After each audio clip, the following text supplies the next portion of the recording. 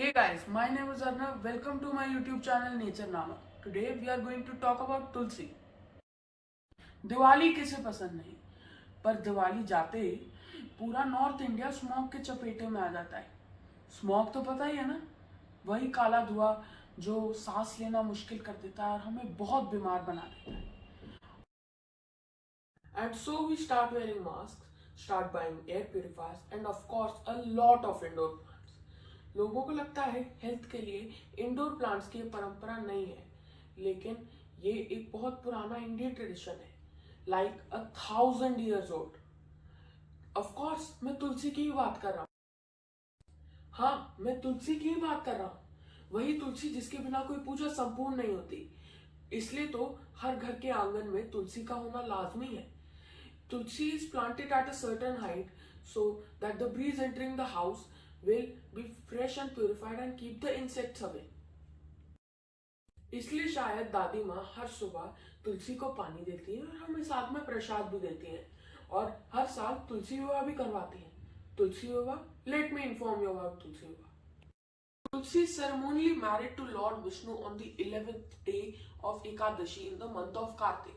और 5 दिन की चलने वाली ये शादी पूर्णमासी के दिन संपन्न होती है. The ritual called Tulsi Vivaah inaugurates the marriage season in India. But why do we do this? The month of Kartik or October marks the beginning of winter, which means it's time to build our immunity to fight the harsh winter ahead. और इस शादी में इस्तेमाल होने सारी चीजें, आंवला, गुड़, तिल, गन्ना, सब हमारी इम्यूनिटी स्ट्रॉन्ग करते हैं, which indicates that somewhere our ancestors have linked all these things with puja so that we start consuming immunity boosting foods.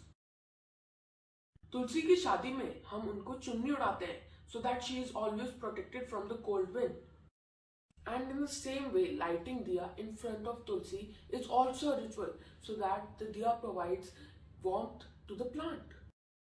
Tulsi is one of the very few plants that can generate oxygen throughout the day. It is just to make sure that we get our daily dose of pure oxygen, which is essential for maintaining good health.